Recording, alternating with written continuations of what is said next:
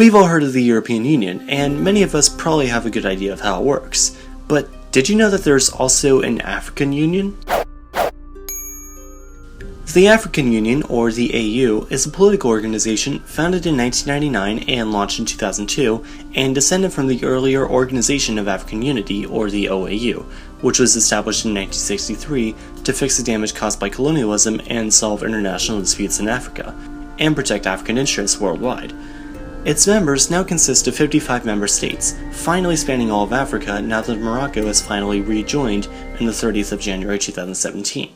The AU works somewhat similarly to the EU, and also works alongside the UN to maintain peace and resolve disputes. Currently, there are plans to launch the Afro as a single currency in 2023. Though the largest city on the continent is Lagos, Nigeria, its two political centers are in the Ethiopian capital Addis Ababa and the largest city in South Africa, Johannesburg. The AU also has at least 8 official languages, including English, Arabic, French, Portuguese, Spanish, Swahili, and what Wikipedia calls African languages.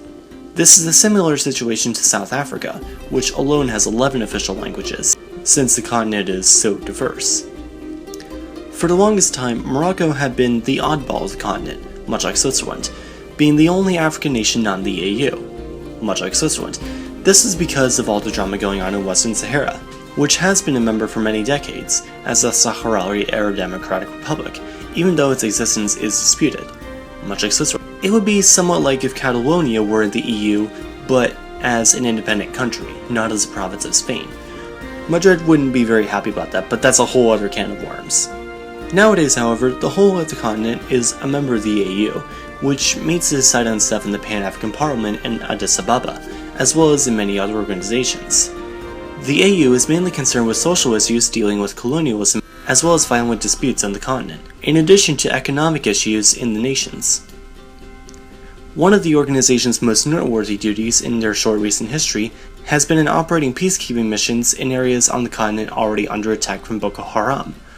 Unfortunately, the AU has been somewhat underfunded, with many members not paying their membership dues, which has led to some complicated records in recent wars and outbreaks, mostly with sending underprepared troops into combat zones.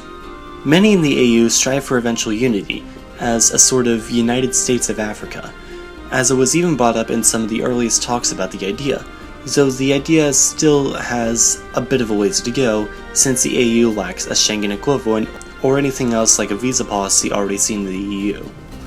AU members also have different economic groups within, like the Arab Maghreb Union or the AMU, and the Economic Community of West African States, or ECOWAS. Perhaps a more apt comparison at the moment would be something like the UN, which serves as a more of an international forum to resolve disputes, and has actually had to step in for the AU on occasions.